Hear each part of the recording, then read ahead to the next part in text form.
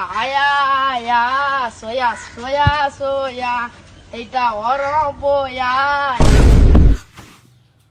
X கால் பண்றா. இத்தனை வருஷத்துக்கு அப்புறம் பிரேக்கப் ஆயிட்டு அப்படியே எங்க போனாலும் தெரியல. இப்போ கால் பண்றா.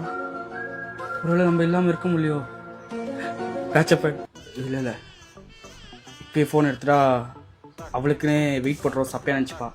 கட் பண்ணிட்டோம், கால் பண்ணலாம்.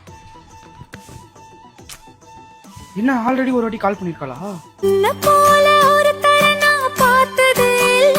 ஹலோ ஹலோ, என்ன ஃபோன் பண்ணியிருக்க?